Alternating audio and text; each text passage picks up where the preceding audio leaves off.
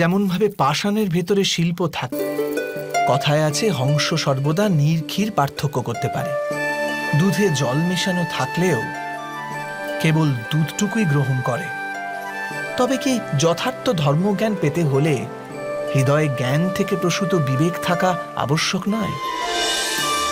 আর সেই বিবেক না থাকলে যাকে আমরা ধর্ম বলে মনে করছি তা আসলে প্রকৃত ধর্মই নয়। এমনও তো হতে পারে। স্বয়ং বিচার করে দেখুন।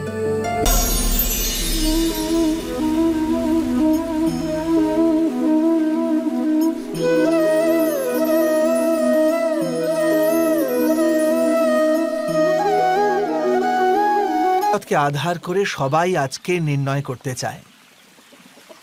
ভবিষ্যতে সুখ লাভ হবে, ভবিষ্যৎ সুরক্ষিত হবে, এমন নির্ণয় আজ করার প্রয়াস করতে থাকে সবাই। আপনি নিজের জীবনেই দেখুন, আপনার অধিকতর নির্ণয়ের মূলে ভবিষ্যতের চিন্তা থাকে না? আর কেনই বা হবে না? নিজের জীবনকে সহজ ও সুখময় বানিয়ে তোলার প্রচেষ্টা করার অধিকার সবার আছে। কিন্তু ভবিষ্যৎ তো কেউ জানে না, কেবল কল্পনাই করা যেতে পারে। তবে জীবনের সমস্ত গুরুত্বপূর্ণ নির্ণয় কল্পনার উপর নির্ভর করেই আমরা করি। এই নির্ণয় করার কোনো তৃতীয় পথ হতে পারে? বিবেচনা করুন। সমস্ত সুখের আধার ধর্ম, আর সেই ধর্ম মানুষের হৃদয়ে স্থাপিত।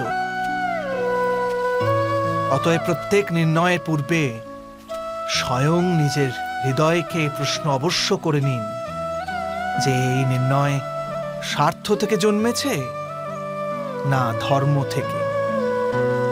এটুকুই কি যথেষ্ট নয়? ভবিষ্যতের বদলে ধর্মের বিচার করলে কি ভবিষ্যৎ অধিক সুখময় হয়ে উঠবে না? স্বয়ং বিচার করে দেখুন।